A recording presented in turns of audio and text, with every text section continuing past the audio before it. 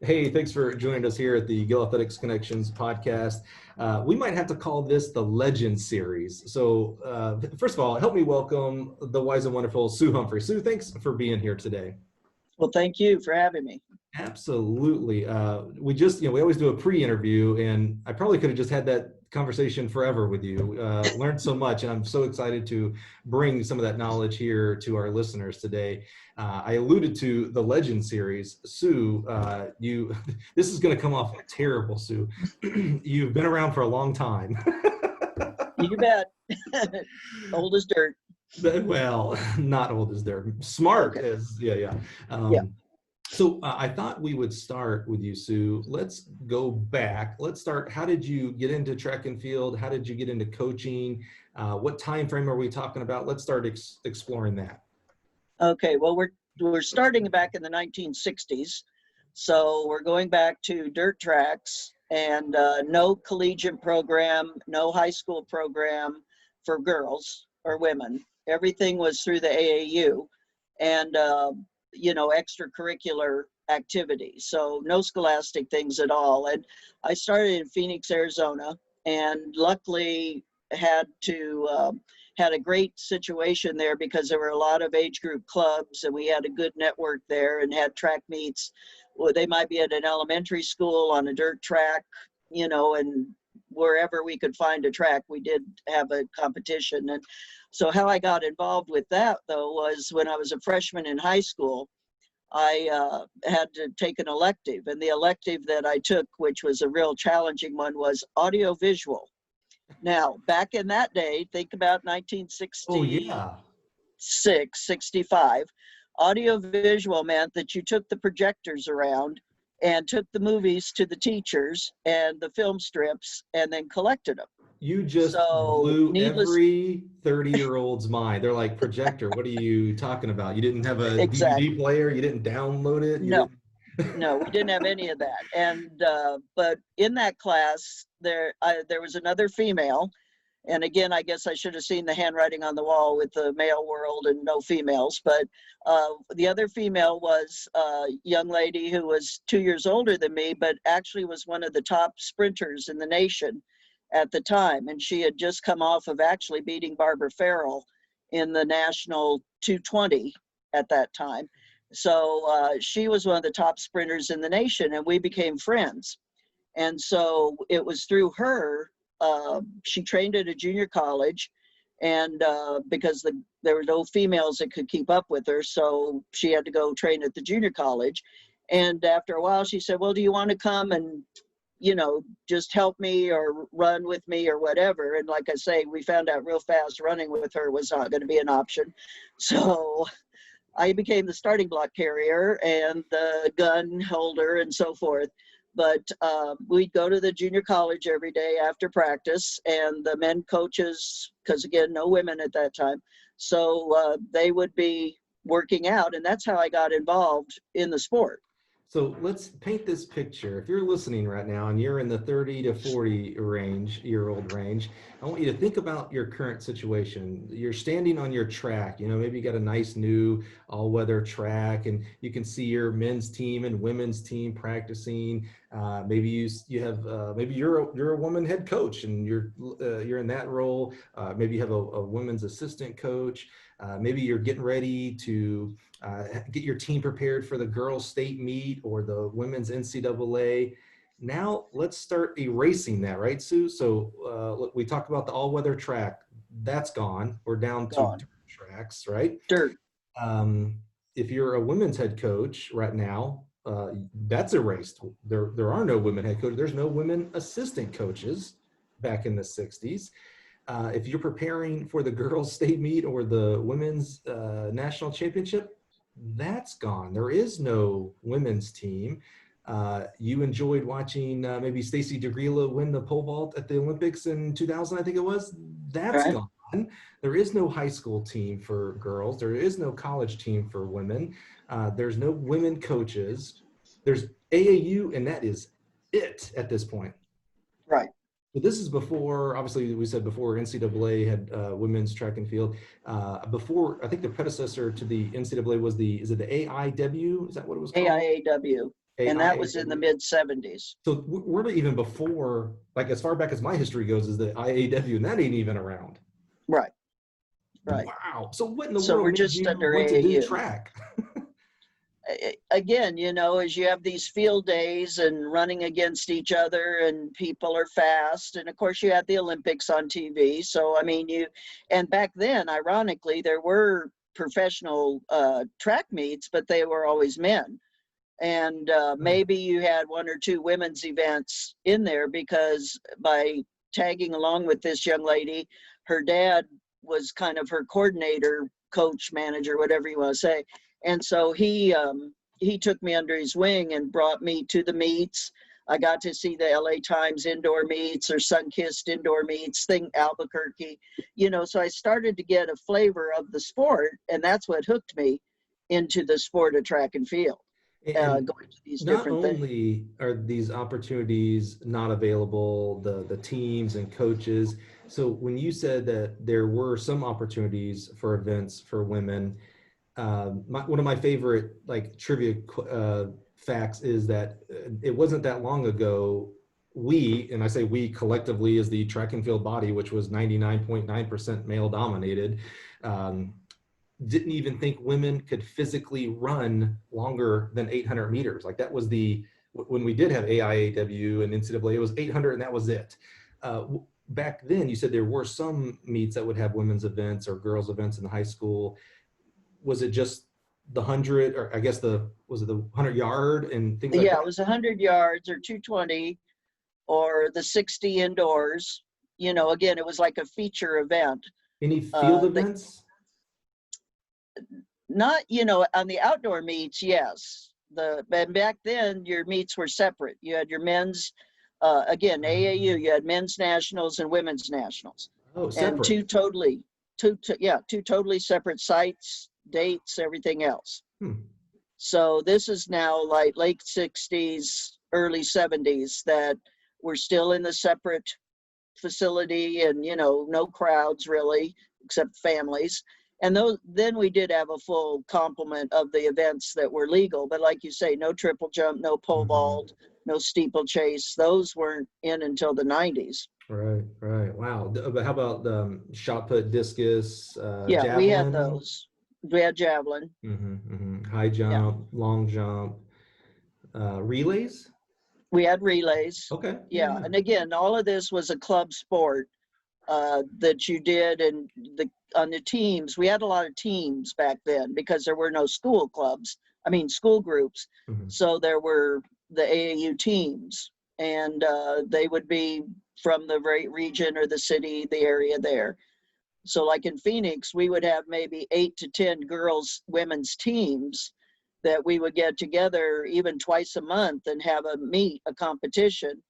I would take the results down to the Arizona Republic newspaper after the meet, and they would print them in the Sunday paper. So I got to know the sports people very well at the Republic there. I think that maybe told us something about you, Sue, because I would have to assume with the as little opportunity we were giving girls and women at that time, that there wasn't a lot of interest in it. But yet you still went down, you had the results. You're like, hey, our Right. results are just as important as anybody else's. I'm going to take it to the newspaper for print. Right. That And they leadership there. I did, love you that. know, that's what Mhm. was nice is maybe like sometimes we would have a record set of some sort and they'd maybe give us a little paragraph or blurb, but then they would print the results, and I mean it would be several inches long. So Yeah. it was great. And of course, we're talking pre-internet here, everybody, just Oh yeah, in case you're forget thinking, well, internet. why didn't you just tweet it? Get out of here, man. We don't even allow women to run the steeplechase. Well, you think we have internet at this point? Get out of We here. didn't have phones, we didn't have any of that. Oh gosh, yeah. Give me that quarter for the pay. Oh wait, a nickel for the payphone. Okay, again, you just blew so many Yeah, people's minds. A payphone. What in the world's a payphone? Oh man, I right. love this. This is great. So you go through high school. You're running with one individual. You're running AAU. Sounds like kind of maybe I want to say air quotes here. Got lucky that you grew up in the Phoenix area, so there was a lot of AAU Yeah, clubs. History could have been a lot different. You grew up in rural Alabama, like I did, or something like that, where we wouldn't have had those opportunities. Um, right. So what did the next steps look like for you as regards to either competing as an athlete on the next level or going to college, coaching? Where do we go from here? Okay, well, I'm still in high school, and my friend, like I say, she was 2 years older, so she went to college. And when she left, then it was her dad and my mom that were like the adults on the team, and then I was the quote coach. And so we would have Saturday practices, and then we would go to the meet. So I kept the club going. We Wait, kept the club going. remind me how old you are at this time? 17, 16, 17, 18. And you're the coach. You're I'm keeping the it all coach. together. Oh man. Yeah. I I don't mean, know. for a while, I had to have one of the adults go with me because I wasn't legal. I wasn't 18, so I had to have help. I couldn't imagine today having an 18-year-old, 17-year-old be responsible for a team. Holy Yeah. cow.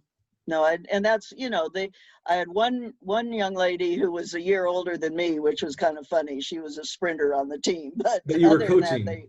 yeah, other than that, they were younger. And, and I picked up by going to the junior college all the time. I pick up with the male coach or the coaches there Mhm. and kind of learned what they were doing. And again, blow the people's minds. Go back then, we had libraries and you had to go read a book. And, there weren't podcasts, there weren't Right. any of the electronic devices. So you had to really research and learn and read books and learn about all the events. And that's what I did. And so there were some books at that time, but was more of the education sharing person to person? Like you saw the junior college coach, so you'd ask him like, "Hey, why are you warming up this way?" Or "Hey, why are you having your high jumpers do this?" Right, Mm, right. A lot of it was, watching and, like you say, asking questions or just like listening and say, oh, well, that makes sense. And then, getting the Tom Ecker books of biomechanics and mhm. learning biomechanics and figuring that out. And I don't know how or why, but I kind of gravitated toward the field events versus running. Running to me just seemed at that time. So coaches don't take me out of quote here. At that time, it seemed pretty basic. You just ran.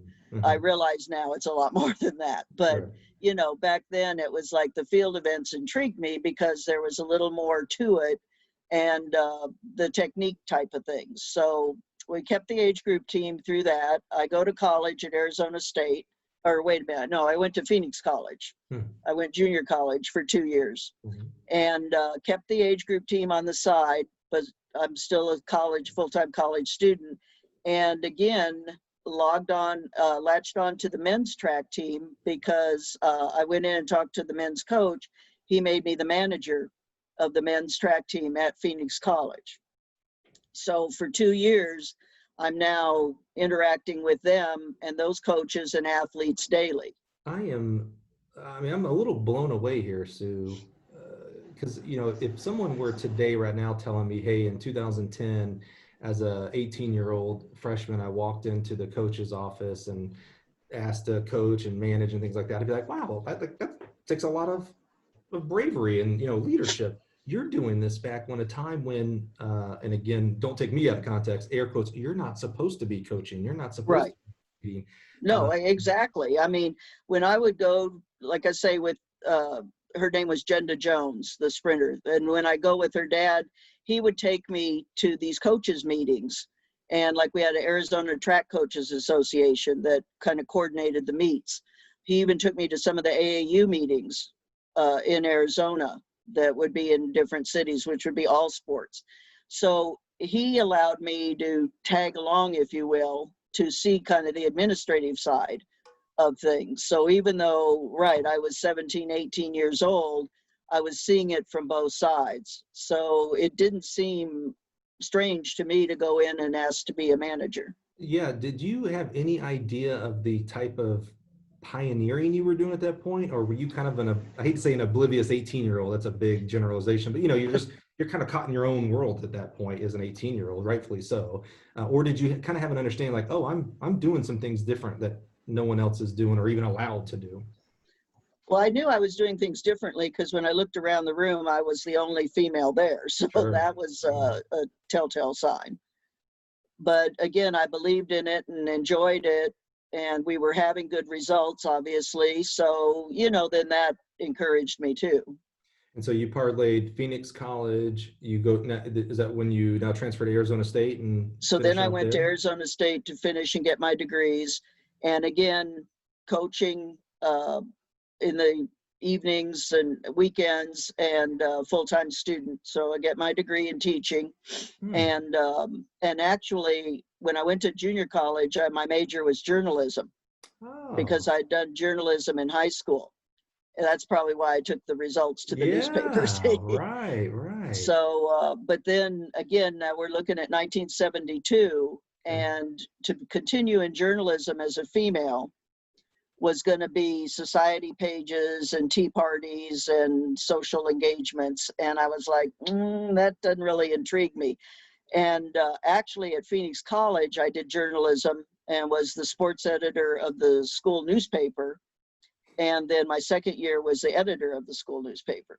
Sue, So, I knew you and I would get along. So I'm a print journalism major from the greatest university in the world, Troy University, and also was our school newspaper sports editor and associate editor in chief of the entire newspaper. I knew we would. I knew there there you go. was See? something here, Sue. That's it. Now Yeah. you went on to do something much more important though. You went on to get an education degree. So that's way better than journalism. Trust me. Yeah, but my motive there was a little, and I will admit it. So after leaving Phoenix College, I had to kind of figure on a major Mhm. because, like I say, was I going to continue in journalism or what was I going to do? So in looking around at the various majors, I figured, well, education is good because that's kind of what I'm doing.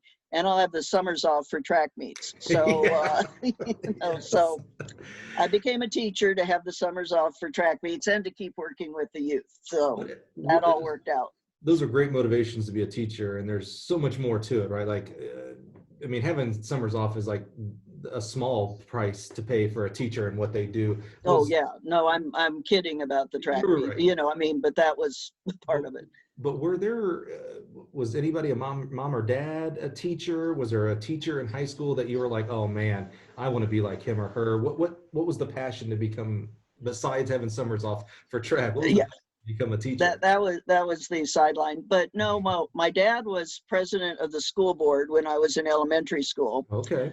So there was the education push there, and just none of them were teachers. He worked for American Airlines, and my mom was full-time mom at home Hmm. because back then that's what you did. Right. And so no push to be a teacher. Okay. I just think, working with the kids, I enjoyed that, and enjoyed just, it keeps me young working with the kids, even nowadays, as to keeping up and learning all these rappers and all that stuff. Not that I enjoy that, but Hold on. I could have guessed 100 things that we would have talked about today, and none of them would have been about rappers of today, Sue.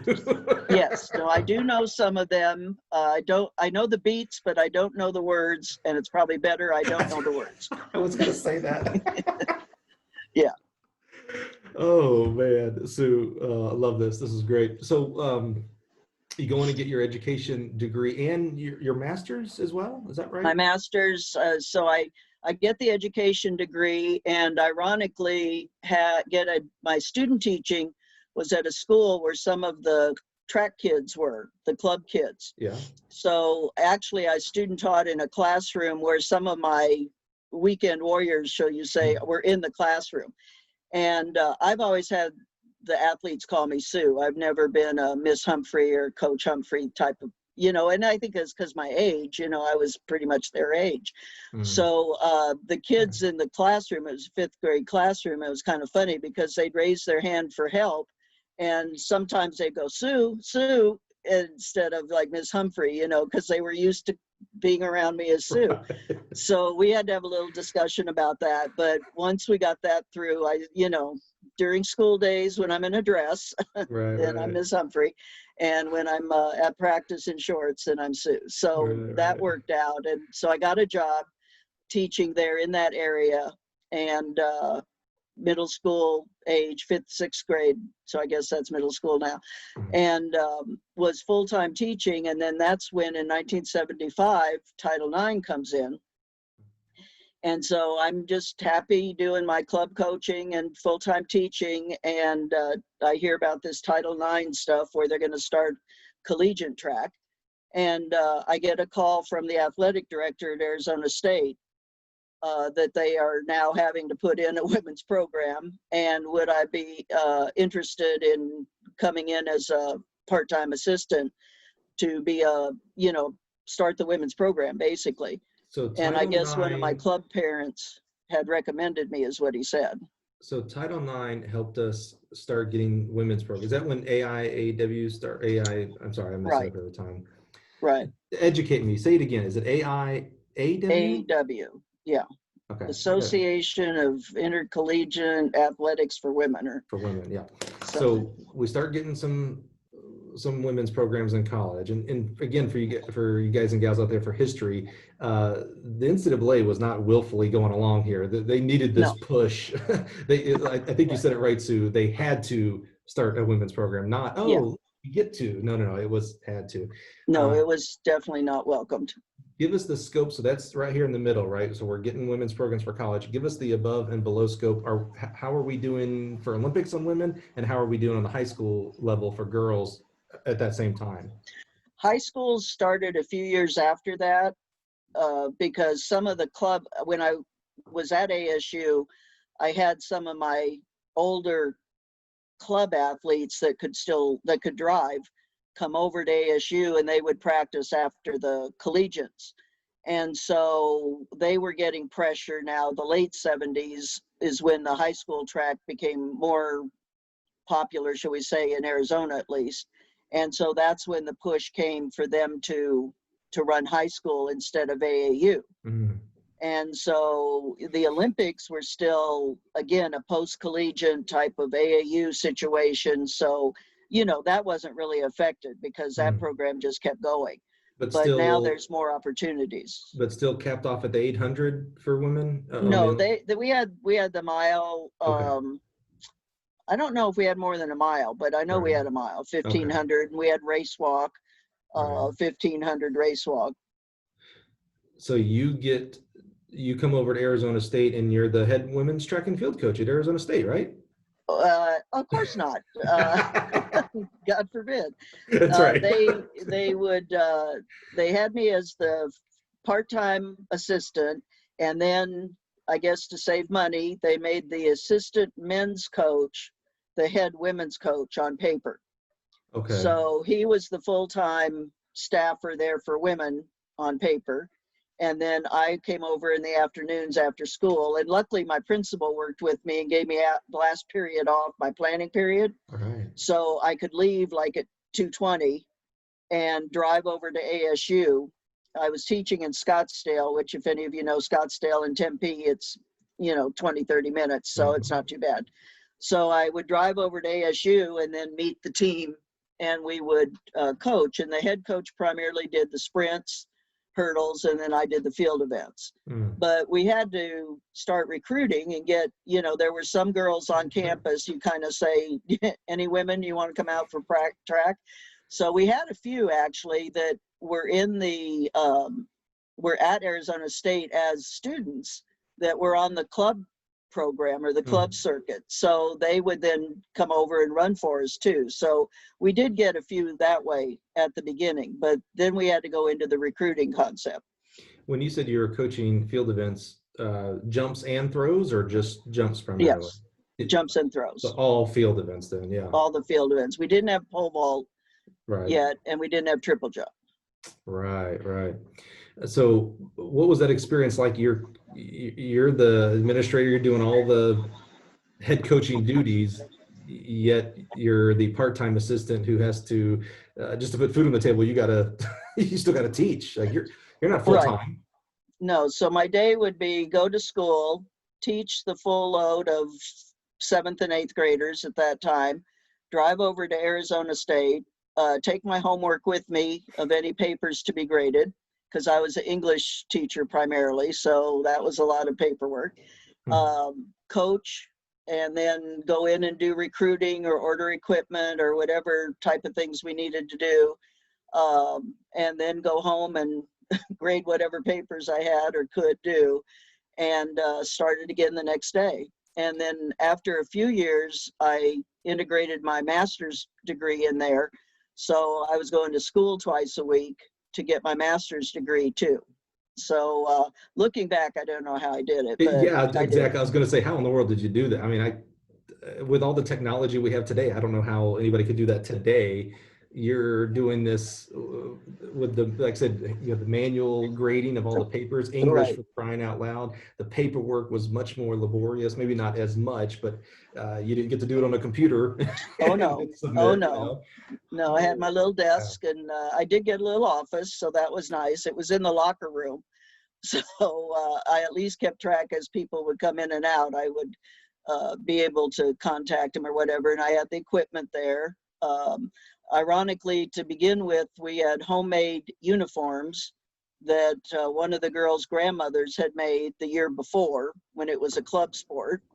So we had our little polyester What? outfits that I took and got silk screened Arizona State on them, and that was our first uniform. And this is around 1976-ish, right?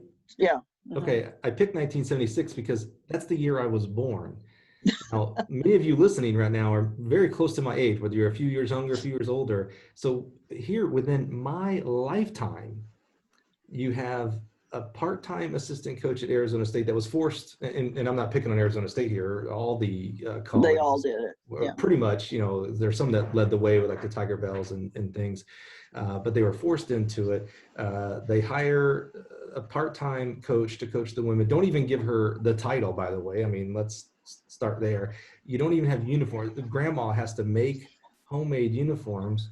I mean, what are we doing here, folks? This is within my own lifetime. Holy cow. How were you accepted by the other coaching staff and the women's team in general? Was it with open arms, or was it like, just do your thing over in the corner? Well, the head coach for women, the assistant men's coach, he was great, and we got along. The other coach, the head men's coach, he kind of tolerated me, and I was there, and I didn't get in his way, and that was fine. Again, we had separate athletic departments at that time, so sometime, like once a month or whenever they'd have the women's coaches meetings, I'd have to get over to the women's side, the women's PE department, and go to the women's coaches meetings. He never went to those. That was part of my job too. So, you know, I was welcomed by them because we were all kind of in the same boat, you know, with that. So you know, and I think I don't want to put ASU down because I Right. mean, again, at that time, that was kind of the way everything was done. Like you mentioned with Coach Temple, that was through, even though it was Tennessee State, it was still through AAU club type things. Oh, okay. I don't believe he ever ran AIAW nationals. Hmm. So he ran the AAU nationals and won team titles there, and Hmm. of course had outstanding record. So you mentioned AIAW nationals. Was there a national meet from the get-go, or did it have to progress to eventually have to a national meet? Well, I know, I'm not sure the first year if there was, I don't remember that, but I know we did have it because then we'd have like a regional championship and then a national championship. So I remember going to those, and actually in 78, I think it was, we were fourth in the nation. So we put together a real good team, primarily sprinters and jumpers, just because in 76, 77, the ASU men won the national championship. Hmm. So that helped our recruiting because we were able to dovetail off of their success in just getting in the door with people. You mentioned recruiting. How different was recruiting back then, especially for, you've invented a sport, collegiate women's track. What was recruiting like back then? Okay, well, AIAW rules, no travel, no visits. You know, there's not money for any of that. If they wanted to pay to do it, they could. So basically, it was phone calls, yes, on a rotary phone, and and letter writing. Because again, we didn't have text, we didn't have internet, email, none of that. So it was letter writing, and of course that was part of my job too. Yeah. So the men's coach or women's coach that was the men's assistant coach, you know, he had a lot of contacts with sprinters and their coaches. So he was able to pull in some people that way. And then a lot of it was just reaching out and, you know, networking and all of that. Probably the most memorable situation for me, because I was able to pull in some of my club contacts too. You know, like Oh, people I'd right. known from the AAU side, from Albuquerque, from California, you know, so we did get athletes that way. But I got a 3-page handwritten letter one time, and I was reading through it, and this athlete, it was from Connecticut.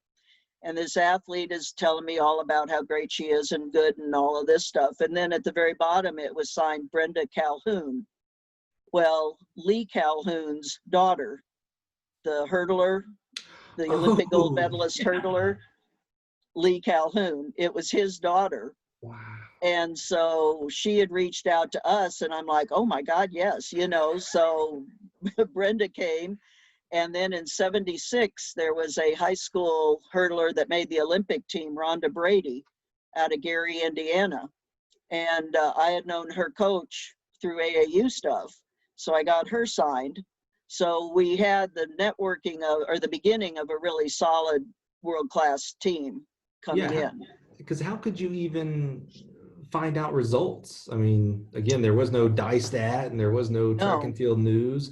And was, even though you mentioned some of those recruits like Gary were kind of far, was recruiting more therefore regional, because you might be able to pick up the Phoenix paper and get state results from around, or maybe well, even. or, you know, you trusted people that they were telling you the truth too. You Mm, know, it was a different world of maybe integrity back then. So, mhm. you know, as to people would call, or there were different magazine, like there was this little, not a track and field news at that time, but women's track and field news maybe, that a man in California produced. Vince Rio put it out. It was a Hmm. pink newsletter that came out maybe monthly. Yeah, pink, of course. Of course, And yeah. so you would get results that way. And then going to different meets, you would see people. And like I say, in California, or, you know, I would go to different national meets with my age group kids. Mm, And of course, at that time, they would have the high school divisions too, because the high school track wasn't as common yet. right. So, you know, I kind of saw people that way. And were there scholarships back then? We did have some Okay. scholarships, and you know, so some people were full ride, some people were, Mhm. you know, partial, kind of like the way it is now, Mhm. financial aid. Hmm. So, and that's where the head women's coach, he knew all of that intricacies of how to play with those numbers and do that. Mhm. So that was in his area. You know, people are, and I'm not putting down, we have our own issues today in 2020 with coaching and recruiting and things. But boy, if you think you've got it tough, I hope you're listening to this story. And if you don't know what a rotary phone is, by the way, go Google image rotary phone, and you'll You be blown couldn't move away. around. Bottom line, you Yeah, had to sit at yeah. the desk and stay there because the cord was not that long. And now look at us. We get to chat through the internet at any whim. We can just press a button and we're almost live, Right. right, with a person. Love that. So take us, what happened? How long were you at Arizona State? What's after Arizona State? Okay. Well, after a year and a half at Arizona State, the head women's coach was having some personal issues. And I read in the paper one morning, I opened it up, and there was a paragraph that he had shot himself. Oh yeah, he was And having problems. Yes. yeah, he was having problems. So he blew his shoulder off. And actually, then I never really saw him again. But he he obviously was out of the picture. Yeah. And so the women's AD calls me in and kind of is like, well, Sue, it's, you know, your game. Here you go. However, I was not a full-time assistant. I was still the part-time assistant, and everything stayed the same, except I'd lost him as the head coach. And Oh. so it was, I had an excellent manager and myself, and we basically put the team together and ran the team and traveled with the team, and we got uniforms and you know, did our thing. And that was a year, and you know, obviously we were upset that he had issues, but you know, we tried to make things as seamless as possible given that situation. But then that summer of 77, ASU, of course, opened the job that was still head women's coach and assistant men's coach. So I did apply, and again, I'm 26 years old now, and so I applied thinking, I had done a good job and stepped in, and Yeah, no brainer, they should consider that. Well, they hired a man who had coaching experience on men's teams, and the athletic director, I do give him credit, he at least called me and explained why I didn't get the job, rather than just a letter in the mail. So I did appreciate that. But one of the main reasons was because I had never coached men before. Wait a minute. So, but he had never coached women before. Well, but that's what I asked. I said, well, has this guy coached women before? And the AD goes, well, no. And I was like, well, how is that different? Yeah. But he was the AD and I was the part-time assistant. Yeah, so good point. things stayed the same, and the new guy comes in as a head coach, and we just didn't gel. Let's put it that way. I don't know totally why, but just we didn't get along too well. But I went with the flow as much as possible and tried to. I don't think he liked that I wasn't there during the day. But then I'm like, well, talk to the bosses, because I can't work for free. Right. So, we just didn't get along. And then, unfortunately, there were some things going on off the track that professionally and personally, I just couldn't deal with. His behavior, if it was the Me Too movement back then, he would have been top of the list. For concerns. Gotcha. So yeah. We didn't have safe sport, we didn't have all these others. The women were afraid to put anything in writing, even though the women's AD had asked. So after several years of trying to deal with that, and I had recruited a high jumper, Colleen Sommer, or she was Colleen Reenstra back then. And she came in and was like winning nationals, 6'4" high jumper. And again, this is in 1980, 79. Yeah, I was going to say, wait a minute, we take 6'4" right now. Holy cow. Yeah. So she came in and was doing really well and was working multi-event areas and things. And she knew, the girls on the team, the ladies on the team knew what was going on. And so we had kind of the two camps, the pro him and pro me, and so it just wasn't a good scene. And but Colleen was doing so well, as a coach, you just never know when you're going to get an elite level athlete. You never know how many and all that. Well, she basically said to me after sophomore year that she wasn't going to be able to continue at ASU if he was the head coach. And she was getting married that summer, which was fine. And her husband got a job in Southern California. So they were going to move to Southern California, and she gave up her scholarship and everything else. And so I was 30-ish, I guess I was 30 then. And it was kind of like, midlife crisis at age 30. What do I do? Because I'm not happy at ASU given the situation.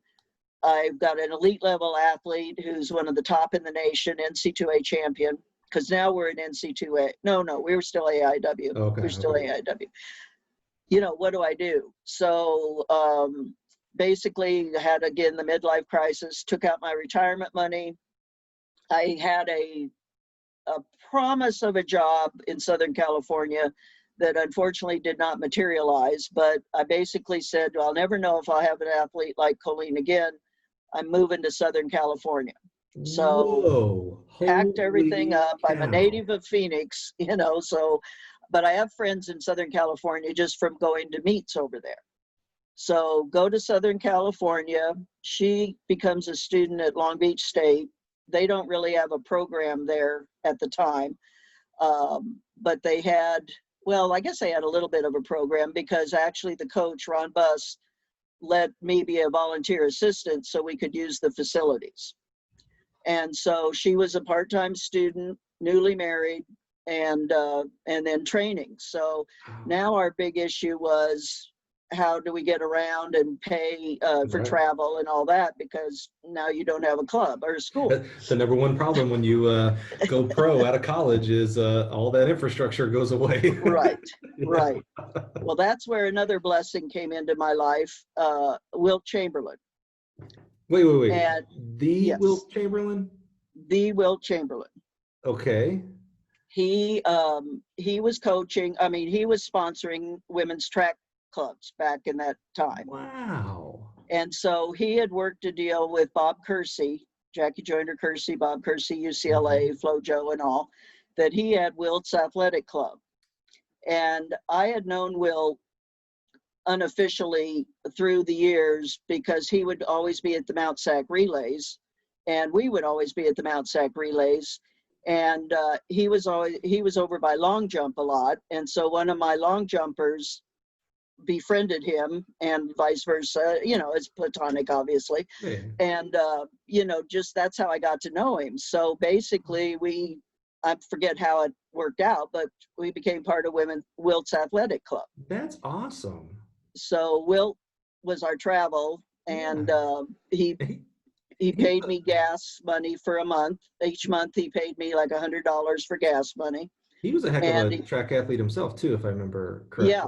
Some high Well, he jumping came out sometimes to Long Beach and would do different things, and, you know, straddle, high jump, and goof around and things. It was pretty funny. So. See, track's universal, man. Big time basketball player. He just loved to goof around and high jump. That's awesome, man. Right. That's cool. And he supported track. That says a lot right there. He didn't have to women's do that. track. Yeah, women's track. Oh, it was just women's. He didn't have a Wilt men's team. I mean, I think Greg Foster, you know, because some of those guys, the UCLA guys at the time, Andre Phillips, Greg Foster, they had shoe contracts. So I think they were running more like for the shoe company. But like on Wilt's Athletic Club, we had Jeanette Bolden, FloJo, Jackie, LaShawn Ned, and then Colleen. Holy cow. That's awesome. So that was our survival in the early 80s after leaving Arizona State. Gosh. Is the so early 80s, we know what happened in 80. So there is a viable Olympic team in regards to 84, the trials, and going on to the Olympics, and there's maybe a professional circuit at that point, or how did it look for women at that time? Well, we had the indoor meets. And so again, whether it be in San Diego, Oakland, LA, you know, there were indoor circuits. And so Colleen was with Puma. We were able to get a contract with Puma. And so she had meets and had opportunities to get around based on either Wilt or Puma. So that was good, and did very well, you know, in the indoor circuit. In fact, in 82, she set the world record, indoor world record, 2 meters. She was actually, Colleen Sommer is the first woman to clear 2 meters in the world. And it was indoors, February 14th, 1982 in Ottawa, Canada. And Dwight was there, so Dwight saw it. And Joni Huntley was kind of funny because she was like, man, I thought I would be the first one to clear 2 meters. So she was a little upset. But we're getting to 3, so 2 is like the barrier, right? Yeah, so like you know, that's the barrier for women's high jump. And to do that back in 1982, like I say, no female had done that. So it was a world record for a year until the Russians came along, and then and you were her coach. I was her coach. Hey, let me tell you, there is a small fraternity of coaches who have coached the Olympic team, or, you know, things like that, Olympic champions. What is the fraternity of coaches who have coached a world record? I mean, holy cow, Sue. Yeah, no, I mean, it's. Wow. I mean, that's amazing. Wow.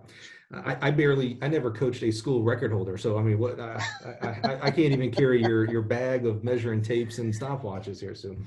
Oh, sure. What were you doing to make a living at this point, though? I mean, it's one thing to get gas money and stuff. Are you teaching? Did Long Beach State hire you on full time? What are we doing here? You got to survive here. Okay, well, self-serve gas stations. Hmm. And I worked at a self-serve gas station at night from 7 p.m. to 2 a.m. And that was my shift. And Oh, it was a little scary at times because back then we didn't have the automatic pumps that you would like tell it how much money or how much gas to put in. So right. we had what was called drive-offs. In other words, if somebody would fill it up and then not come over and pay, they would just drive off and get the free tank of gas. So that's what we were supposed to, quote, watch for. Well, we're in this, what I hoped was a bulletproof glass case. You And hoped. There was never any assurance that that was true. never any assurance, and I didn't want to test it, but it was like, you should go out and get them to pay. Well, one time I went out and got hit by a door because the guy, it was one of those old station wagons, and the door was open and he ran right past me. So I'm like, okay, well, we'll just let that one go. Oh And I man. had a motorcycle run off on me one time, but that was my income along with my retirement money. So I was Oh definitely right. living on very little money. When the gas station was a good job because they gave me Saturdays off, and it was night, so I could do the track during the day. Sue, let So me everything ask you. was based around track. You have the luxury now of it's being 2020, so we're looking back, almost 40 years ago. So you have the luxury of experience and things like that, right? I got to ask you, why?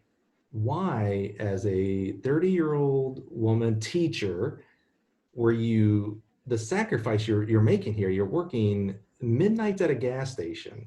You're getting $100 gas money, which probably was a lot back then. Back then, yeah. Nowadays, that might get you a tank.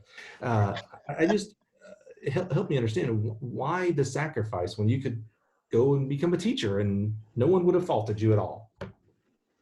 I loved the sport, and I wanted to see how far Colleen could, or how high actually Colleen Mhm. could go as an athlete. In other words, the coach athlete relationship we had been working on and building and was successful. And like I say, as a coach, you never know if you're going to get an athlete of that caliber again.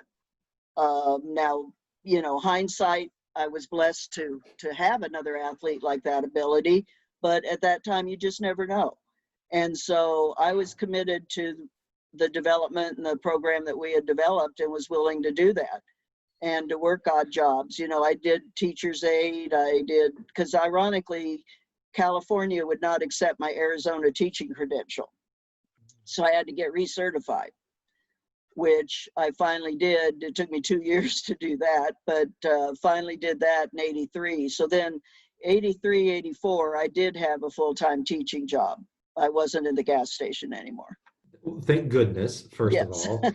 And maybe, if you've listened to a few podcasts, maybe you've heard me talk about, the parable of selfless and selfish.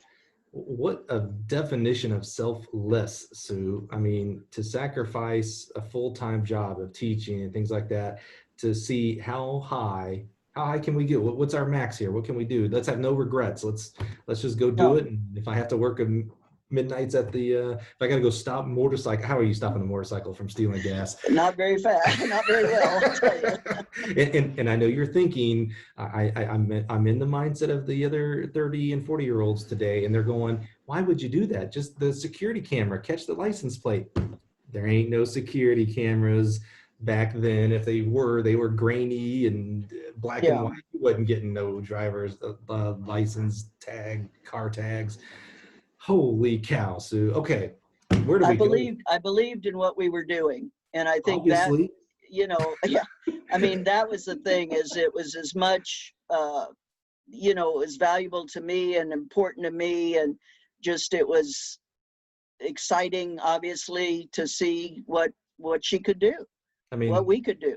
there's words and there's action. And boy, Sue, you did the proverbial put your money where your mouth. You didn't have any money for crying out I loud. You didn't didn't have even, any money, no. yeah, you didn't even teach it. Put my $100 gas card where my mouth is. I'm going to do. I'm not just going to say. I'm going to do, man. I Holy. walk to the store. You don't drive to the store. Oh, okay. Where do we go from here? That's amazing. We're in Okay, 84-ish, I think. 80, 83, 84. Okay. Okay, 84 Olympics obviously are in Los Angeles. So that's what everything was being focused toward. How I And got I into did have track. some other jumpers there at Long Beach and or a club that we were working toward it. Well, as nature would have it, Colleen got pregnant. And That's I, nature.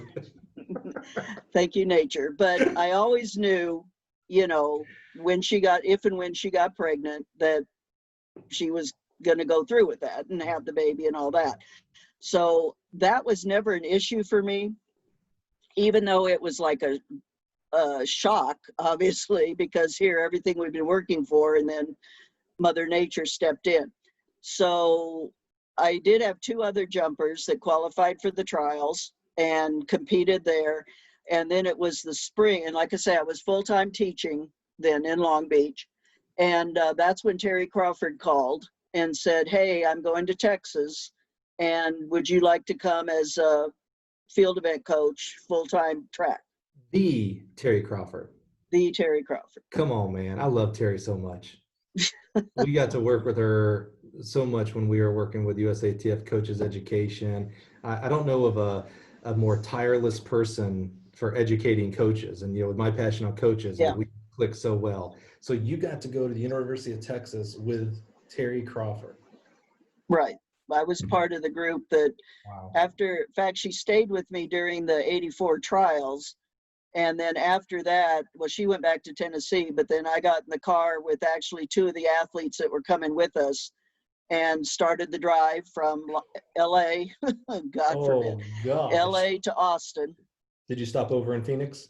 Yes, stopped in Phoenix, waved to Phoenix, and then Yeah. headed to Austin. So, and that's where I've been for the last 30 some years. So, got the full-time job because I said, I took a big pay cut to go to Texas, but again, I said, okay, it's been your dream to coach full-time. You've always wanted to coach full-time and not have to do this teaching, Right. coaching thing as a sideline.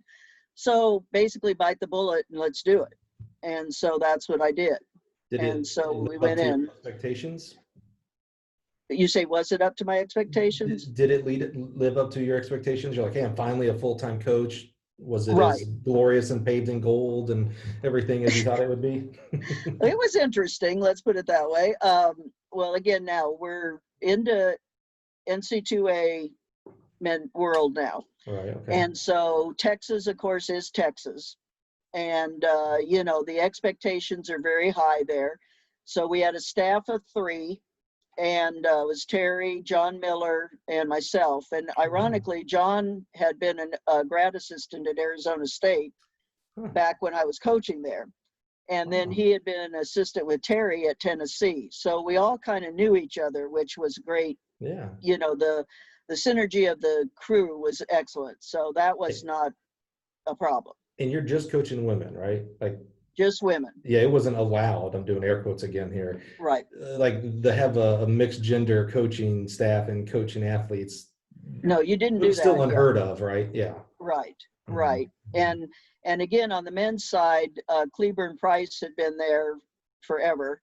And Oh, so James Blackwood was a men's assistant, but he was very welcoming and reaching out to us and everything. So again, the whole Southern hospitality and all of that clicked in. So going in there, it was kind of interesting, and yet we knew it was the expectations. The athletic director is Donna Lopiano, because again, the women's department is separate from the men's. And Donna Lopiano, if you know women's athletics, is one of the leading people on the national scene. One of the pioneers. You talk about legends. She's a legend in women's athletics. And so she had a meeting with us, and she, welcome to Texas and all this. Here's the expectations. I expect you to win conference every year and be in the top 10 nationally. And if you're not, then we will have a discussion. No pressure. So, No pressure at all. no pressure. Are you in the Southwestern Conference? What was it back then? Back then it was Southwestern Conference. Yeah. And it was a monster. I'm an SEC homer. And from my understanding, the Southwest Conference would put the SEC to shame. Like it was Back then, unbelievable. yeah, Yeah. It yeah. was unbelievable. I mean, Houston and women's track was very strong. You had, Carol Lewis and that crew, and obviously Tom Tellez leading the way. So, I Right. mean, they had dominated the Mm. conference until we got there. Oh, nice. That was good. I like that. I was like that. So what was it Yes. like? You're coaching full time now. So are you still coaching any post collegiates? What are you doing are we at USATF at that point? Or are we still TAC? Um, I think we were still TAC, Yeah, actually. I can't remember when that change happened. Are you doing any kind of TAC coaching at that point? Olympic trials, Olympic teams? Actually, let me see. My first USA team was in 74 as assistant manager for a USA USSR dual meet, which was in Durham at Duke. Oh, wow. And Nell Jackson, who again is a legend, another legend of women's track and field, she was the head manager. So she taught me what to do. And I'm like 23 years old, Yeah. on the senior team. And so basically I was definitely listening to her. And so being in the States and being kind of a home meet, it was a real good experience. But it was funny because that's where I met Mary Decker. And of course, she was the youngest on the team and I was young. So we kind of hung together because the senior athletes didn't want to really hang with her. Uh, but it was funny because back then you had men's dorms and women's dorms. And God forbid that they ever interact. And so one day I was walking by the door, Kate Schmidt, the javelin thrower, Hmm. she's there. She's got a ground floor room. And the way the dorms were set at Duke is they had big windows. So if you had a ground floor room, you could open the window and there were no screens. So you could climb in and out of the windows. Oh, trouble. Yeah, well, Mac Wilkins climbed in the window. So here's the open door. I walk by and Kate's there, Mac's there, and somebody else, I forget. And I was like, oh God, what do I do now? Yeah. So I walk back again and I'm like, okay, at least they see me walking around here. Yeah, but you're So 23. They're like, exactly. And whatever. Mac is Mac, back in the day, and Kate is Kate back in the day. And so I'm like, okay. So I go in and I'm like, Kate, can you help me out? Number one, shut the door so I don't see this. Or, Mac, will you climb back out the window and just talk through the window? So they both took it as a joke, thank God. And you shut the door and went on. But that I always remember is, okay, now we've got to deal with that. And here I've got two world record type people. And I'm supposed to say, okay, get out of the room. But Valerie Bortzoff later after the after the meet, it was USA, USSR. So Valerie Bortzoff is there, the sprinter coming off 72 Olympic gold medals and all that. Well, he was trying to hit on, actually, some of the women had a bet as to who would be the first one Oh to, no. shall we say, Oh. conquer Valerie Yeah, yeah, Bortzoff. yeah, yeah, yeah. So he came in to the dorm and was trying to get into some of the girls' rooms, and I was like, no, niet. Yeah, And yeah. then all he wanted was cigarettes. So at that time, I'm like, okay, I don't smoke. Where am I going to find cigarettes? So he left and avoided that controversy, international scene with him. But so that was my first USA experience. See, it's And not all that different from coaching today. Like no, we still have to deal with, hey man, you can't be over there. And hey, come on now. right, right. That part is staying the same. And it was kind of cute because afterwards, Patty Van Wolvelaar, the hurdler, she was again one of the top hurdlers back then. And she had wrote me a little note afterwards and said, thank you for all you did. You did a great job. And she said, P.S., how old are you? And and I was like, okay. She said, I don't know how old you are, but you did a really good job. So I kind of, again, you talk about pioneers. I think I just kind of pushed my way in Yeah. by being there and volunteering for things and saying, hey, I want to be involved, Right. and just kept going. And so I did keep working up the USATF TAC ladder through development, Harmon Brown, and high school or high jump development. And then I've been development chairman also for many years in the, what would be mid 90s to 2000s. So worked and coordinated that because again, we had funding to help some of the programs that weren't funded, or some of the events that weren't funded as much. And of course, that's when we were trying to get triple jump in, pole vault in, steeplechase in. And so we were really pushing. As someone who was on the ground floor, you mentioned, you know, the events we just did there, the triple, the pole vault, steeple. As someone who was kind of on the ground floor and I'm gonna say behind the scenes, what were some of the, they just have to be asinine. I know it, but what were some of the excuses? I love your eye roll right there. What were some of the excuses and why were they upheld? Why were people like, yeah, that's true? Well, first of all, you got to remember the IAAF, or now Women World Athletics, the head group, the international group. It seems like at that time, because we've got pretty much all the events in, but that time we were trying to get equality for women's event numbers versus men event numbers. But the IAAF was run by a bunch of old white men and European, which again, they don't care so much for change. And it also boiled down to, at times, if they didn't have some athletes that would suddenly become leaders of the event, they were able to vote against it. Triple jump, it was the fact that the pounding would hurt the women's reproductive organs. That's the one I loved. Sue, come on. Swear to God. As a man, I hang my head in shame right now. Yes.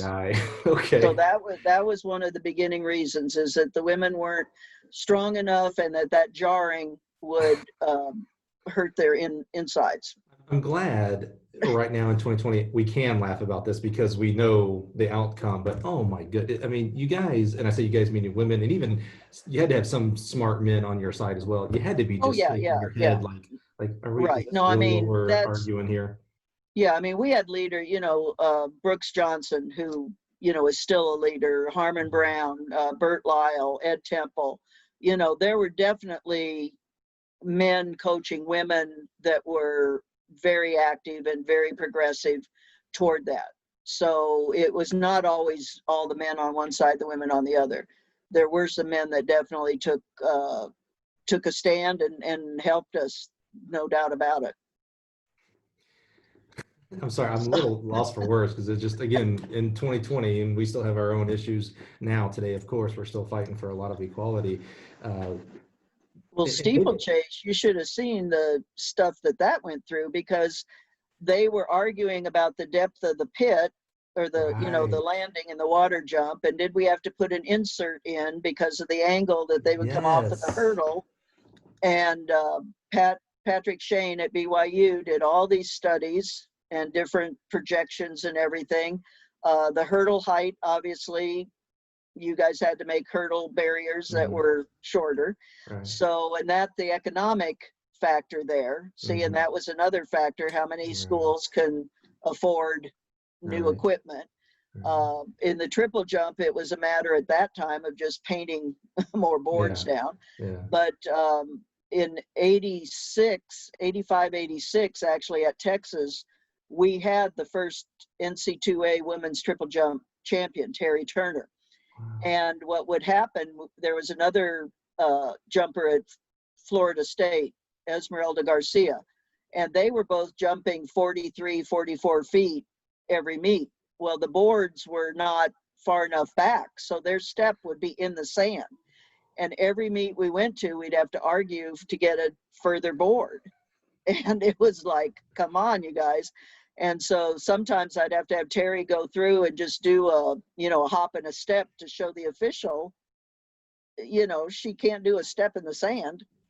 But we were fighting that too, as from a facility point of view. I remember on the steeplechase, it was 2001, so the 2000 trials had just occurred the year before, and a really, like, if I mention this coach's name, and I won't because I don't want to shame anybody, and they're a good friend of mine now, came back from the trial. This is a high level, still is, and said, hey, boys and girls, this steeplechase for women, we're going to get someone killed. I don't know why I'm paraphrasing, but I do remember specifically saying we're going to kill someone. They were just like, they were adamant. I just saw it at the trials. It is a disaster. Someone's going to die. and I didn't know enough. I was still real early in my coaching career then, but I was like, oh man, they must know something. They're a big thing. And now I look back and I'm like, really? I mean, I've seen some rough steeples, but I've also seen men rough steeples and women. Like it's a brutal event. Right. Well, I mean, and the first women that ran the event, I do have to admit, were very raw, and so it was painful to watch them sometimes. Okay. Hurdle and do the water jump. Do you remember the first time you saw girls and women pole vault? Okay, let's take it a step back. Can you think right now the first time you saw a boy or a guy pole vault steeple for the first time? It ain't pretty. It's the same. Yeah. Never. I mean, no, it's not. No one naturally picks up a pole. I don't care if you're male or female and just clears 10 feet. No one does it. Right. It's coordination. It's a beginning. I mean, you got to start somewhere. Right. Yeah. Right. Hi. Well, I tell you, earlier I alluded to about, you working at the gas station. I talked about selfless versus selfish.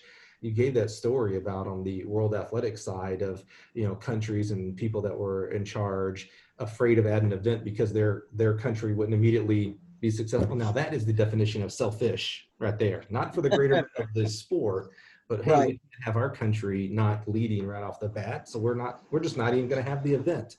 I mean, and see, that was what would happen is you'd have a voting block from what I was told. Again, I would never sat in the meeting that they were voting on, but this is what we were told that, is that the countries would get in a block and, Europe would get with certain African countries and I'll do this if you'll do that. And, so we were outvoted. You mean politics?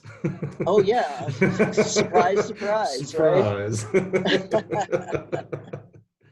Well, yes. talk to us. You have, again, we talk about this small fraternity of people. You were an Olympic coach for us for Team USA. Right. I was very fortunate in 2004 to be the head women's coach in Athens. And then leading up to that, in 92, I was the head manager for the team in Barcelona. And in 96, assistant coach in Atlanta.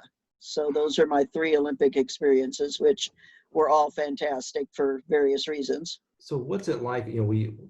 We've talked about different experiences of setting world records, of getting my first full-time coaching job. Those are all big and wonderful, and we can remember them like they were yesterday. Almost no one listening right now. I said almost. I know someone's listening, but almost no one listening right now can even fathom the name or the time that you were told, hey, Sue, you're going to be the head coach for the highest part of our sport, of the Olympic team for Team USA. I mean, tell me. Well, it's kind of funny. When I got the call, actually we were in San Francisco. I guess there was a meet up there. There had to have been a meet. We were at Remy Kochemny's birthday party. So it was a big function. And I knew they were voting that night. The committee was voting that night.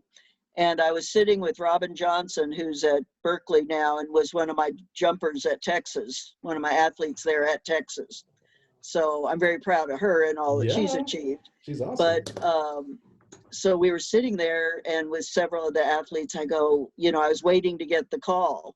And so we're at the party and all of that stuff, but I just kept looking at my flip phone. By now I've progressed to a flip phone. So I worked my way up and then I got the call and I remember leaning down under the table or, that type of thing and getting the call. So it was a magical moment, definitely. I mean, did you stop the DJ, stop the party? Hey, everybody, I have an announcement. No, because actually it was unofficial. Whoever called me, it was like, don't tell anybody I called you. Right. And because we didn't have to go, we still had to go through a lot of paperwork and, you know, background checks and all of that, but at least the committee had voted, and that was kind of the main thing. So once that was over, it was definitely a big relief and big excitement and a big task ahead of me, that's for sure. Yeah, so talk to us, you know, there's several sides to what we know from the outside of what the head coach of the Olympic team is responsible for. What are the duties of the head coach of the Olympic team? And did you do the opening ceremonies walk? I And if sure so, did. what is that like? That's amazing. Well, actually, the opening ceremonies in '92 were the most memorable in Spain, because back then we had the dream team, and I had a women's basketball player who had made the USA team that I trained also. Oh, wow. So I had Charles Austin there, the men's high jumper, and then I had a women's basketball player on the team, on the USA team also. Wow. And so basically, as far as the managerial side, it's like getting everybody together and making sure everybody's where they're supposed to be and travel and all that. And so that afternoon, Gail Devers had come in, because again, track and field never travels as a team. They're all individual. So, you know, if you got 30 athletes, you got 30 different flights to meet. Oh, right. Yeah. And so we had gotten all of our gear and we were getting it back to the dorm room, you know, and I wasn't sure if I was going to make it to the opening ceremonies, because obviously taking care of her was more of a priority. But luckily it all worked out. And again, the dream team met us in the tunnel, and because all these screams went up, and I thought, oh my God, what happened? And then it was the dream team. And so walking in with them and all the screams and Stars and Stripes Forever being played was just unbelievable. I mean, you look out, you see all the flags and the people, and I mean, it was everything you think it would be. Like, And I don't that know, was, I don't think I could breathe. Like, I mean, the weight of the moment, I forget to breathe. it was awesome. And of course, unfortunately, the security in Barcelona down on the field was not real strong. So other countries stormed us trying to get to the dream team. Oh, I thought you were going to say to get to you and get your autograph. Yeah, right. No, to the dream team. Oh, okay. Well, I guess that makes Yeah, sense. Michael Jordan and I worked together on that one. But actually, Charles Barkley came back and mingled with the rest of us peons on the USA team, and was great fun. So I do have a special place in my heart for Charles Barkley. You know, have to point out, as a guy from Alabama, Charles Barkley from Alabama, Right. of course. So yeah, Right. I get it. I know he would be that way. I get it. He was very good about that. And of course, some of the other, you know, Jordan and Bird and those guys did not participate with us too well. It was kind of funny because they were staying on a ship or in a hotel or something. The men's team did. The women's team had to stay in the village, the women's basketball team, but the men's basketball team had a high ranking place. And so Pippen and some of them would come over, and back in the camcorder days, they would come and take videos of us in the village, almost like, here's what the regular animals do during the day. That's what I was thinking, like a zoo. Yeah, like, zoo, oh, see? Yeah. Yeah, so that's what that was like. But the '92 opening ceremonies were most memorable to me. The reason why the others weren't quite as much, the music when you came in, it wasn't as peppy or patriotic or whatever you want to call it. It was, you know, it was more of a downer type of tone. It wasn't the rah that the Stars and Stripes Forever is. So, but coming in Athens, you know, and just going around, and we were right up by the speaker, so you know that was nice. But you know, the mingling of athletes amongst countries and amongst the USA team is really great, because you're in a holding room or holding gym ahead of time. Like you have to get there 5 hours or so ahead of the opening ceremonies. Yeah. And so you're all stuck in this gymnasium that's maybe 150 meters from the track. And so they give you your little paper sack lunch and water and all of this stuff, and tell you to just sit here. So you can mingle and go around. And I mean, that's where, again, the basketball players were great in '04 as to mingling and taking pictures and doing all of that interaction. compared to earlier teams. So that part was nice. And then, you know, you march in and there it is. And then you got to stay there for the all the speeches and everything, which is a bit long. But, you know, it's just the whole magic of the moment. And then in Athens, they pulled a sheet or a tarp type thing over us before the fireworks started. And so when we were getting this light, it was a very light cotton type of sheet that was pulled over us. And then we hear all this boom, boom, boom, boom. And we're thinking, oh my God, we're getting killed here. But because again, Oh, 04, we're right in the middle of all the wars and yeah. safety. And, you know, we've got the Secret Service with us and all of that. So that was Wow. a little scary, but, you know, it was quickly dismissed because they quickly took it off of us. But I'm not sure. I haven't actually looked back at the video, the VHS video of that ceremony I to see mean, what the purpose of that was. when you look back at it in today's world, it seems like the opening ceremonies, and they're amazing. I mean, they're viewed on TV more than some of the events, right? It does seem like an antiquated ceremony at this point. You know, all the athletes, these high performing athletes, are at the meat of your life, and you've got to be put in a gym for 5 hours. You get the sack lunch. You know, we talk about nutrition and things. You get a sack Right, right. lunch There was no and a nutrition. bottle of water. You're on your feet. Then you go into the stadium, and you're still there for more hours during the speech and the flame. I mean, it is a little bit like, is there a different way of doing this? Like, Well, I'm and trying to perform some here. coaches, yeah, I mean, some athletes and coaches will not march Mm. because, well, the swimmers and gymnasts don't usually because they start the next day. Oh, okay. And so you don't want somebody that's Mhm. competing to go that next day. That it Mhm. definitely takes it out of you. But track starts a week later, so we at least have a week to recover, if you will. Mhm. And kind of an anecdotal thing in '04, Allison Felix, that was her first Olympics. So here she is, 18 years old. Pat Conley's her coach. And of course, anybody who knows Pat Conley, you know, she's very regimented. Evelyn Ashford's coach Mhm. back in the day. She was at Okay. UCLA, and Pat herself was an Olympic pentathlete back then, multi-eventer. So Pat's so very structured and very set, but Allison wanted to go to opening ceremonies. And Pat was, to go to opening ceremonies, we were housed at Crete, which was an island, an hour flight to Athens. So Crete was our home base until we flew into the village. And so Allison and Pat are going back and forth and which way they're going to go. And so finally a compromise was made that if I watched over Allison, monitored her training that day, and made sure she was back on the plane the next day, that she could go.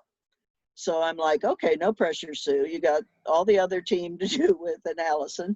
And so actually the workout that day was for her to run a barefoot 100s on the grass. And so I'm like, okay, I took off my shoes and socks, walked this field to be I was sure there were wondering. no Yeah. rocks or glass or Hmm. anything. Because the last thing I wanted to do was go back and tell Pat that That's the Allison had first cut her thing I foot. thought of. Good. Okay, Yeah. good. Yeah. So I said, my feet I can sacrifice, but not Allison. So everything went well. I got her, we all got back on the plane. Yeah, everything was fine. And Allison got her opening ceremonies experience. So that was a to-do situation there. But it's that kind of stuff. As head coach, you're like, okay, I'm making sure that's happening. Make sure the entries are in. Make sure, you know, you got to do all the press and deal with the media. And of course, George Williams was the head men's coach. Yeah. So, and he and I get along great. So it Love was that. a real good experience. Yeah, I love those stories like that. Those are the job descriptions that are not on the job description. Nowhere did Right, it say, hey, so you might have to test out the training area because right. you can go Walk down. barefooted. We can't have them go down. Right, Don't right. worry if your foot gets cut. But again, that goes back to that selflessness. It's like, okay, hey, if I have to coach with bandaged up foot or crutches, whatever, okay. But the athlete can't. They're done. They're toast. Mhm. And not only does that hurt the athlete, that hurts Team USA. So, okay, Right, I'll be the one who sacrifices if you have to make a sacrifice. Yeah. right. You Hmm. know, and it's, you know, I know Brooks Brooks is adamant about his athletes not going to opening ceremonies. Mm-hmm. And, because it is a mentally and physically draining activity. Mm-hmm. But again, for some kids that aren't medalists, that's their Olympic experience. That's their medal podium experience. And so that's where, where we do have a week to deal with it, I hate to not have them go if there's any way of working it out. It feels And then like closing ceremonies is just kind of like a zoo. Everybody just goes and it's not structured. it feels like you could make really good arguments on both sides, not going, yet also going. I mean, Right. it just seems like there's no clear cut for I mean, most it's, people. Yeah. yeah, did you train and prepare for that and structure the Mm-hmm. workouts and Right, everything? And, right. how much time back and forth, like in Atlanta, we were 30-minute bus ride down the freeway from opening ceremonies back to Georgia Tech Mm-hmm. to the dorm. So that was an easier transit, even though getting on the buses was kind of a survival of the fittest. But, it was a closer situation. Then I think Rio, it was very long, like an hour plus Mm-hmm. going back and forth. So you got to check the venue area too. Mm-hmm. So let's catch up to today. What are we doing today, Sue? Where are you coaching? Who are you coaching? What are we doing today? Okay, well, now I'm independent and just working with some high school athletes and pro high jumper, Rachel McCoy. So I'm working with her, and then 2 or 3 high school kids that are doing well here in the Austin, Central Texas area, doing some private lessons. Have some kids that just come and want to learn how to jump or run and do different things. I did a 4-year high school stint at St. Stephen's Episcopal School several years ago, just to do a high school situation. And actually, one of my former students from that experience is a starting center for the Brooklyn Nets basketball team, Jared Allen. Holy cow. So I posted some pictures of us together. He's like 7 feet tall and I'm 5'2" at best. So yeah, it's major. It's major. And the funny thing with Jared is he was definitely a basketball player, and came out and did track kind of just to do track, but he didn't always want to high jump, because he said he was afraid of heights. And I'm like, how can you be afraid of heights when you're 7 feet tall? So, but we got some of his buddies out there and they would jump and encourage each other on. So Yeah. It was a lot of fun. We had, when I coached high school in Chicago, I was in the Chicago Catholic League, and on one of our other teams, so we'd see him at meets all the time, got to know him a little bit. Fenwick High School, I think it was a guy named Corey Maggette. Corey signed with Duke for basketball. So it tells you the level of basketball. And he played some years in the NBA. Yeah. And he might've been one of the most terrible long jumpers I've ever seen. Now, to his credit, he still jumped like 22 something, maybe he jumped even 23, which, in high school, that's nothing to be. That's not bad. Yeah. But I guarantee you, he couldn't have practiced more than once every 2 or 3 weeks because of his club basketball recruiting. I mean, it was fanatical at that point. The funny thing with Jared is he wore a size 16 spike. Well, the shoe companies don't make that. I was going to say, who makes that? Catalogs. Yeah. So I called in on my buddies at Nike and said, is there any way you can get these stretched or made or whatever? So they did get us some shoes so that he would have. Wow. So I do have those as a trophy case situation here. My trophy case, that's the whole trophy. It's a whole case, yeah. one shoe is the whole case. Well, as we start to wrap up, Sue, I'm just so in awe of what you have done in regards to women's athletics, specifically track and field, and more so for me and our passion here at Gale Athletics is the coaching side of it, the trail you have blazed, right? You hear that all the time, but literally the things that you have done for coaching, for women's coaching in the sport of track and field, regardless of coaching women, coaching men, coaching Yeah. track and field. And we still, even today, when you look at the number of head coaches and assistant coaches that are women, I don't want to say it's finite, but it's pretty small, especially Right. when consider the women's participation in college and a girl's participation in high school for track and field. I mean, it's out of this world. I mean, it's overall track and field is the highest participated sport there is. Quote unquote, everybody has done track and field at some point. Right. What can we do as fellow coaches that are listening, administrators? What do we need to be doing to either encourage more women into coaching or to make sure we're mentoring women and the right women to become head coaches and such? That's a hard one, because, you know, the catch too is, in our society, we still, in many cases, if it's a woman's job versus a husband's job, the family will go where the husband's job is. Mm-hmm. There are very few that I've run across, and I don't want to say Mr. Mom, like stay at home, but husbands that let the wives' jobs run the show, so to speak, or, you know, that if she gets a head coaching job at school X, the family will move there. Mm-hmm. And so we're still fighting some of that with, you know, the women's responsibility for family and, you know, time allotment and children and everything else. You know, it's still hard, because then when you do have children, can they come to practice, or what, you know, you got the child care issue and just the whole timing of the family structure. I did give up all of that. I'm single, I've always been single, and, you know, teaching middle school was the best birth control I ever had. So, you know, I don't have to worry about that. I have kids that are all my ex-athletes, you know, thousands of them, and I'm able to experience nieces and nephews through them. In other words, like the second generation. Go to graduations, football games, soccer games. I mean, I have a very full schedule once these club sports start opening up again. So that's been my life as far as not having to deal. I don't know how women do it, as to having a coaching job and a full-time family's responsibility and that. I mean, it's definitely got to take a working agreement with the partner. And again, the colleges are not giving, I don't, you know, I've been out of the college scene for a while, but it does disturb me that there are not more women coaches on the college level.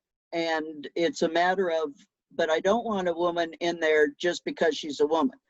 That's the one thing that we want to be careful of, that we're not just putting somebody in, because that sets it all back years. You know, is you've got to have somebody in there that's willing to sacrifice and willing to do the long hours, and not saying, oh, I got to go because my kid's sick, you know, and so that gets to be a pull on what society norms are, you know, and again, just giving the opportunity for women to get in. And I think it is more common now for women coaching men. One thing I forgot to mention, or didn't forget, but we didn't, in '96, I was very fortunate to have one of my athletes, Charles Austin, win the gold medal in the Olympic high jump. And of course, that was like, you know, that's for the top of coaching, you know, is to coach a gold medalist or a world champion or whatever. And so Charles and I had worked together from '91 through 2000. So we have had many championships and many experiences. But that's where I wanted to call the athletic director at Arizona State and say, oh, I guess I can coach men, but I didn't. But again, you know, now there's no issue of me being able to coach men. In other words, my high school athletes right now are all guys. But 10 years ago, that was still a stigma that can't, you know, you kind of, as women have to prove themselves that they could coach men. And that's unfortunate, because now with coaches education and all these programs that are going on, the women have all these opportunities now that we didn't have before. And so if there are women that are really focused and dedicated and wanting to commit, and you got to commit to it. I mean, that's the thing. It's all or nothing, because if you go in and do a half-baked job, it's a reflection on you, but it's also a reflection on the gender. And that's what's unfortunate. Yeah, you don't get to succeed or fail on who you are. You have the weight of all women coaches and future women coaches on your shoulders. Like, yeah, see, she couldn't do it. therefore Right. the next 10 women can't do it either. Yeah, Yeah. I was lucky enough to be one of my stints when I coached, my boss was a woman coach, Sue Parks. Oh, And yeah. yeah, and I just remember, having been head coached with other men, and then my next job at Mississippi State, I had a man as a head coach, and I remember there was no skipping a beat. Like her her head coach, her as my boss, prepared me to become an SEC coach. I mean, there was just, it didn't matter that her name was Sue or Right. Sam. It was Right. like, Right. hey, you need to do this and this and this and this if you want to be successful.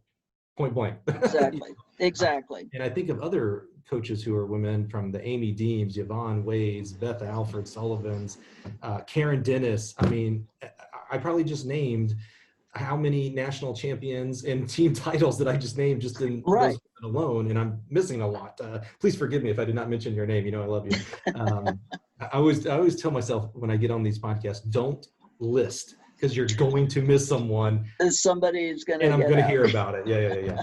But I do think of, and again, I was just so blessed to be my boss to be Sue Parks, and I just think about it. It's like, it just seems so, I don't know, ridiculous that because you're a mom or a dad or a woman or a male that you can or cannot.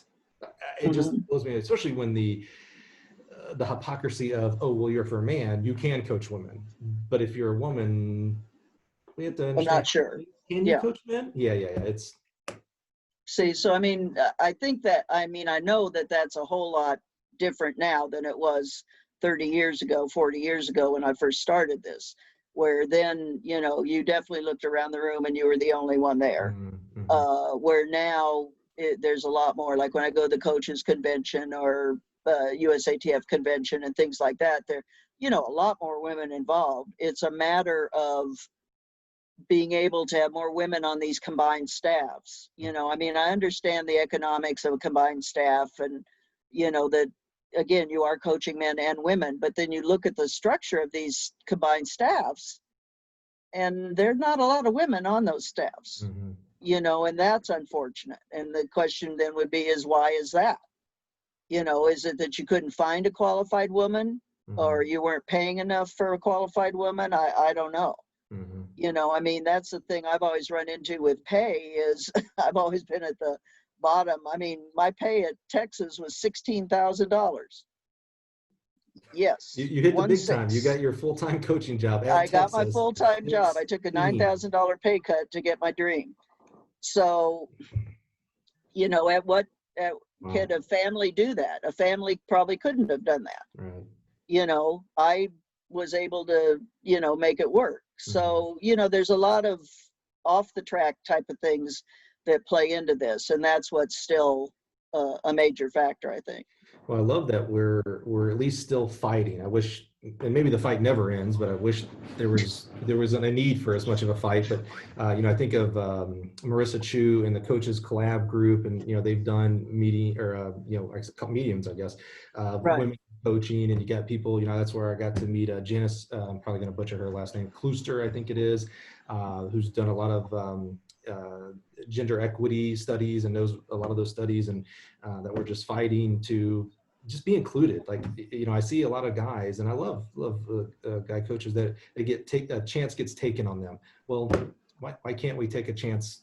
Exactly. Yeah. Exactly. I I mean, that's the thing. Like you say, there are a lot of people, a lot of women out there, who I think, are wanting to take that, somebody to take a chance on them. mm-hmm. Or, one thing that I ran into is I went back in 80, I did go, I figured, okay, let me again try this. Is the University of Montana.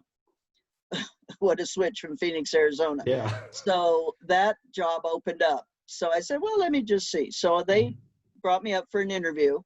And, and I looked around and did the whole interview and everything, and just realized that that was more of a distance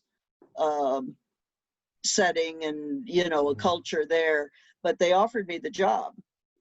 And, and I was thinking, okay, do I want to be a head coach? Do I want to stay here at ASU, assistant, full-time, part-time, But again, I just didn't feel right. Even though the people of Montana were very nice and very welcoming and everything, it wasn't that. It was just the fit. The events weren't there. You know, if I was a distance coach, it would have been perfect.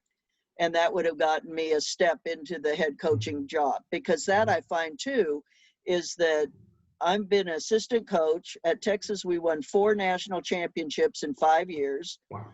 I've coached Olympic gold medalists. I've been, you know, all of this stuff. And yet, because I don't have head coaching title, then that's looked down upon, you know, and it's like, how do you get experience if you're Right. not getting an opportunity? Right. And how do you say that a head coach at the University of X is better than being an assistant at the University of Texas? Right. I don't think there's any question that, you know, the experiences that I've had at Texas, and because then I was able to stay on there as volunteer assistant for the men. Ironically, Stan Huntsman brought me in '93 to work with the men's team at Texas in the jumpers. So, you know, it's there, but a lot of this, as you see, are volunteer or part-time, and, you know, it's the way it's been. Well, Sue, if someone's listening right now and maybe they're a senior athlete and they think they want to get into coaching, maybe they are an assistant coach now, or they're still trying to get into the coaching world, or maybe they're even an administrator. I know we have some administrators that listen to the podcast and they want to figure out how do they overcome their own biases to hire a female coach. How might someone get a hold of you to maybe just bounce ideas off or anything like that? Okay, well, I don't have Twitter and all of that stuff. I do have Instagram and Facebook though, but ironically, and it's pretty easy to remember, my email is my last name, Humphrey HJ for high jump. So Humphrey HJ @gmail. So if they want to Awesome. shoot me a line, that's fine. Well, I appreciate you being open. I actually, that was out of left field. I didn't even tell you I was going to do that. I just think, you know, when we have people, you know, I got the honor of interviewing Brooks Johnson and Harry Mares. Yesterday, I was just talking to Brandon Morton, who got to interview Bev Kearney. I just think these pioneers, I mean, that's the best word I can think of. Someone who's pushing through the forest, that there's been no path. You created a path. I just think Right. we have to, you know, really honor those people. And I hope that's what this does to you. It's an honor for me to talk and learn about you, but that we use these resources for the people that we have today, that whether it's motivation for someone to fight today to clear Right. another path for whether it's women or minorities, for coaching, jobs, society. I just would always love to be able to take that resource, and you are definitely one of those resources, Sue. Well, I'm just thank you. so blessed that you would spend time with me today. I really am, Sue. I mean, to be able to It's been a joy. learn more about your journey. Never would have guessed that you were a midnight gas attendant. As a guy who worked midnights once in my life, I have so much respect for the third shift. Never want to do that again. I'm sure you're in that same boat. You never want to do that again. I got a lot of reading done from midnight to 2, let me tell you. Just so blessed and honored you would be with us today, Sue. I'm just so thankful. I appreciate everything. Well, again, thank you for the opportunity. I've enjoyed it. Absolutely. Thanks, Sue. Okay.